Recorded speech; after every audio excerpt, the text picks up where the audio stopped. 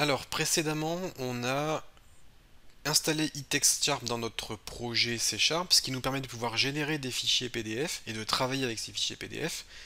Et on a commencé à mettre en place notre logiciel qui permet de générer des devis. Pour l'instant, on a les coordonnées de notre entreprise, les coordonnées du client et le titre de notre devis. Et je vous avais dit que maintenant on allait créer un tableau. Je vais vous montrer comment on crée un tableau avec eTextSharp pour bien mettre en forme votre devis de façon sympa, présentable. Et donc on va poursuivre le développement de ce logiciel. Juste en récap, j'ai créé une interface vraiment très rapide pour le logiciel. Je vous avais dit qu'on n'allait pas faire quelque chose de très beau parce que ce que je vais vous montrer là, c'est surtout la partie PDF, qui est quelque chose que je n'avais pas encore présenté. Donc on a juste des boîtes de texte que l'on peut utiliser pour pouvoir saisir les informations. Pour l'instant, celles-ci sont utilisées, celles-ci non. Et on a le bouton générer le devis. Quand on clique sur ce bouton, on appelle la fonction generate PDF. On a bien évidemment tout ça qui est inclus dans notre projet, notamment eTextSharp. Et la génération du PDF, ce qu'elle fait, c'est qu'elle donne donc le lien vers le fichier PDF. On accède à ce fichier PDF en mode create pour pouvoir le créer, puis on l'ouvre pour pouvoir travailler. Alors avant de commencer à bosser, on crée nos couleurs, notre palette de couleurs. On crée nos polices d'écriture pour pouvoir mettre en page. Puis on peut créer la page. Pour l'instant, la page est composée de 3 paragraphes. 1, 2, 3. On ajoute ces paragraphes à notre page. Et je ferme le document. Je fais un process.start pour démarrer le fichier PDF qui aura été généré. Ce qui fait qu'il s'ouvre dans le navigateur. Je vais taper un peu n'importe quoi. Je fais générer le devis. Et là, hop, on a bien le devis qui apparaît. Alors si on reprend le schéma du logiciel, on doit maintenant générer le tableau. Et le tableau, il est ici. Et ce tableau, alors il sera composé pour l'instant, de 2 lignes. Et les lignes seront coupées en 2. On aura ici le titre, nom du produit, le titre prix unitaire, le titre quantité. Et là, on aura ce que l'utilisateur aura saisi, donc le nom du produit, le prix, la quantité, puis ici le prix total. Donc là, on va avoir un tableau de 3 colonnes et 2 lignes. Alors pour créer un tableau en C Sharp, je vais vous montrer comment on fait, avec eTextSharp en tout cas.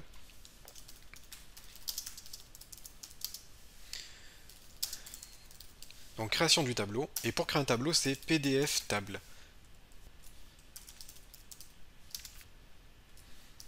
Et je vais l'appeler tableau.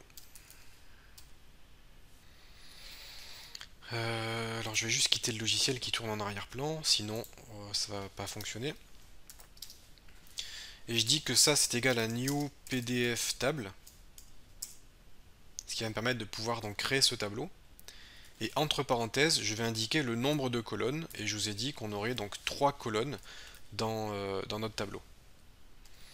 Donc là j'ai dû faire une faute de saisie. Tac tac tac, oui c'est PDF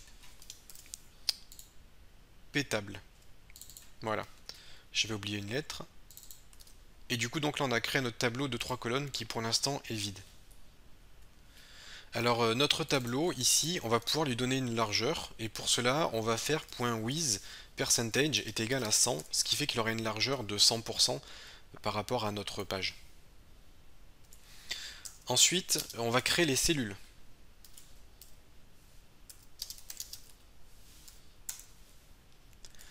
Alors les cellules, ça va être chaque case du tableau. Pour créer une cellule, c'est PDF pcell. Je vais l'appeler par exemple cell 1 est égal à new PDF pcell.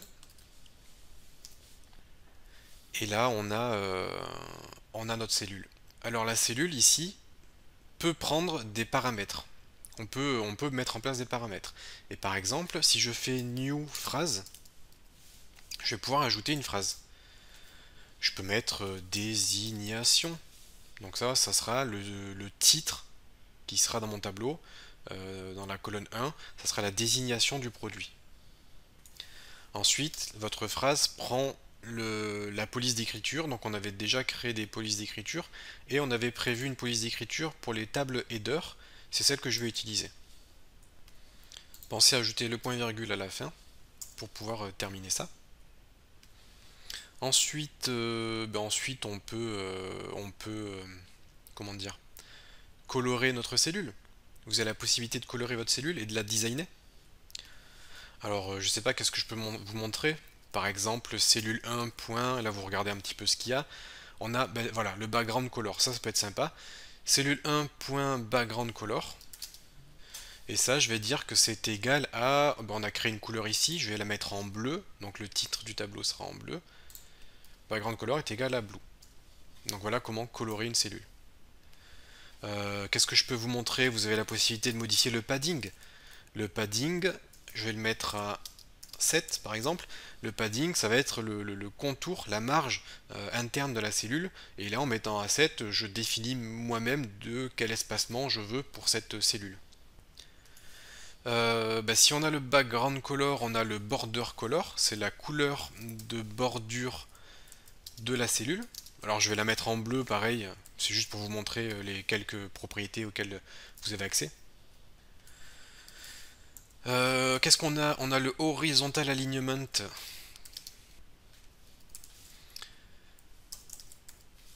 Qui va vous permettre de pouvoir aligner le contenu de votre cellule. Donc ça, moi je vais la laisser à gauche du coup. Enfin, pour l'instant, je vais laisser par défaut. Je mets ça en commentaire. J'en aurai pas besoin, mais en tout cas, au moins ça vous permet de voir quelles propriétés vous permet de modifier l'alignement. Et une fois que vous avez fait ça, eh bien, on va faire tableau .add cell et là on va ajouter la cellule que nous venons de créer à notre tableau. Alors là, le truc qui va se passer, c'est qu'on va devoir copier ce bout de code là et le coller 3 fois. C'est pas super propre de comment dire, de répéter du code. Du coup, on va faire une fonction. Cette fonction prendra en paramètre le contenu de la cellule, le type de police, la couleur et le tableau. Et je pense qu'on sera pas trop mal. Alors pour créer une fonction, on va se placer ici. Je vais faire public void add cell to tab. Donc j'ai dit qu'on aurait besoin d'une phrase string str. Ensuite on a besoin d'une fonte. Je vais l'appeler F. Ensuite une couleur. Alors c'est base color. Je vais l'appeler C. Et ensuite on a besoin d'un PDF table qui sera le tableau. On va copier tout ça. CTRL-C, CTRL-V. Je crée ma cellule.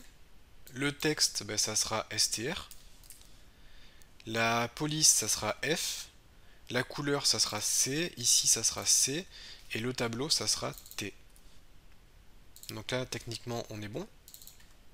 Je vais faire CTRL-C, CTRL-V. Et je vais ajouter une cellule. La cellule, ça sera désignation, virgule, la police d'écriture que je souhaite utiliser, virgule, la couleur, virgule, le tableau.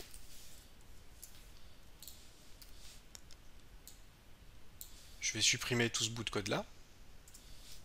CTRL S. Et normalement on devrait être bon. On testera ça tout à l'heure. Je vais faire CTRL C, CTRL V, CTRL V. Et maintenant au lieu de répéter tout ce code là, je ne répète que l'appel à la fonction. Donc on va avoir la désignation, on va avoir... je vais mettre la quantité en premier. Désignation, quantité, prix. Ok, donc là on ajoute tout ça à notre tableau. Et là on est bon. On est bon, maintenant je vais lister les produits. Je vais lister les produits dans le tableau. Alors les produits, ce qu'on peut faire, je vais vous montrer comment éviter de répéter l'appel à une fonction. Ce qu'on peut faire, c'est créer un tableau. Alors le produit, ça va être un nom, un prix, une quantité. Je vais donc créer un tableau de chaîne de caractères. Je vais l'appeler info produit, qui est égal à un nouveau tableau de chaîne de caractères qui aura une taille de 3 parce qu'on a 3 informations, le nom, la quantité et le prix. Alors dans ce tableau, on va avoir à la position 0, on va avoir comment on l'a appelé? Je ne me souviens plus. On l'appelait nom. Donc c'est égal à nom.text. À la position 1, on va avoir, on a dit quoi, la quantité. Et à la position 2, on va avoir le prix. Donc là, ce sont les informations de votre produit. Une fois qu'on a ça, je vais faire une boucle for each. Donc for each string info in, in quoi? In produit info. Donc pour chaque information que l'on a, on va pouvoir exécuter quelque chose. En l'occurrence, bon là, il aurait fallu appeler cette fonction-là, mais j'ai pas prévu de police d'écriture pour... En fait, je voudrais changer le design pour la ligne du produit, donc c'est pas grave, je vais réécrire le code ici. Je vais faire comme ça. Je vais ajouter une cellule qui sera un PDF PSL qui prendra en paramètre l'information à ajouter, donc le texte. Ensuite, un background color pour ma cellule qui sera gris, parce que je veux changer. Le padding de 7, je vais mettre un border color gris. Et je vais faire un tableau.addCell pour ajouter la cellule à mon tableau. Et du coup, là, ma boucle, elle ajoute bien les informations de mon produit. Une fois que vous avez fait ça, il faut faire un document.add tableau pour pouvoir ajouter le tableau à notre document. Parce que comme je vous l'ai dit, à chaque fois qu'on crée quelque chose, il n'est pas automatiquement ajouté. Il va falloir l'ajouter nous avec la fonction add. Pour espacer un petit peu et créer des marges, vous pouvez toujours ajouter des nouveaux documents, pardon, des doc.add phrase anti/n, ce qui vous permet d'ajouter un espacement. Donc là en l'occurrence ici ça ne sert pas à grand chose à la fin du document, puisque en dessous il n'y a rien, mais vous pouvez ajouter une phrase avec juste un retour chariot, par exemple ici avant le premier paragraphe, pour pas qu'il soit collé trop en haut, entre les paragraphes, si vous voulez ajouter des espacements. Donc voilà, ça c'est une petite astuce que je vais laisser ici, comme ça vous pourrez l'utiliser. Et d'ailleurs, non si, d'ailleurs je vais le laisser puisqu'en fait, je veux ajouter le prix total. Donc moi je veux créer un espace entre le prix et le tableau, donc en fait je vais le laisser. On va faire un retour à la ligne, et on va créer un paragraphe 4, avec le total qui sera égal à prix. Et là, bien évidemment, si vous avez plusieurs produits, et donc avec plusieurs prix, il faudra faire une boucle for each sur chaque prix pour pouvoir calculer le prix total. Je vais essayer de vous montrer un exemple. Ce que je vais faire, c'est un int prix total est égal à... Alors attention, c'est égal à prix.text. Sauf que ça c'est un texte, donc là je vais avoir une erreur. Si je fais point virgule, normalement j'ai une erreur. Puisqu'on ne peut pas dire qu'un texte est égal à un int. Donc je vais faire un int.parse pour transformer le texte en int. Du coup, là je n'ai plus d'erreur. Donc mon prix total sera égal au prix multiplié par la quantité, ce qui va me donner le prix pour, en fonction du nombre d'éléments qui ont été commandés. Et là, si j'affiche le prix total, ça devrait fonctionner. Bon, et bien normalement, on n'est pas trop mal. Normalement, on devrait avoir tout ce qu'il faut. Alors je vais juste faire défiler l'écran pour que vous puissiez mettre pause à la vidéo si jamais vous voulez copier du code que vous auriez loupé. Donc je fais défiler comme ça, voilà. Si vous avez besoin de mettre pause.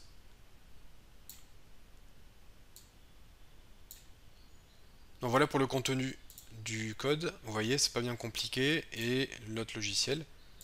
Je vais tester ça. Je lance la création du devis. Pour l'instant, on n'a pas d'erreur, c'est bien. Donc vos coordonnées 1 rue bidule. le client, titre du devis, donc nom du produit, je vais mettre maquette, enfin ou peu importe, enfin développement. Au niveau du prix, je vais mettre 10, ou je vais mettre 100 plutôt. Et au niveau de la quantité, je vais mettre 10. Je vais cliquer sur générer le devis. Et là, vous voyez qu'on a bien notre tableau qui apparaît avec un design différent pour la ligne des produits. La quantité, on a 10 quantités de 100, ce qui fait que le total est égal à 1000. Donc on a réussi à faire notre calcul ici du tarif total. Et c'est la même chose si vous avez plusieurs produits. Il faudra faire juste une boucle sur l'ensemble des produits. Et pour chaque produit, une boucle sur l'ensemble des quantités pour faire votre calcul. Là j'ai bien mon espacement entre le total et le tableau. Et puis on aurait pu ajouter un petit espace entre devis et l'adresse du client. Enfin bref, après ça c'est du détail, maintenant vous savez comment faire. Vous savez comment travailler avec des fichiers PDF depuis C Sharp pour pouvoir générer ce logiciel de devis. C'est tout ce que je voulais vous montrer pour ce petit projet, c'était vraiment juste histoire de travailler avec des documents PDF.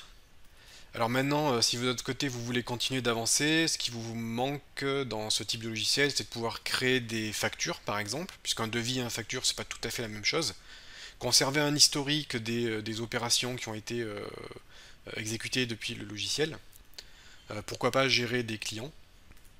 Donc voilà quelques idées pour si vous voulez pratiquer. Et pour ceux que ça intéresse, ben vous avez ma formation C Sharp complète avec plus de 25 heures de vidéos dans laquelle je vous montre comment développer des logiciels avec C Sharp. Elle est vraiment ultra complète, ça vous permettra de découvrir ce langage de A à Z. C'est tout pour cette vidéo, je vous dis à bientôt dans d'autres tutos.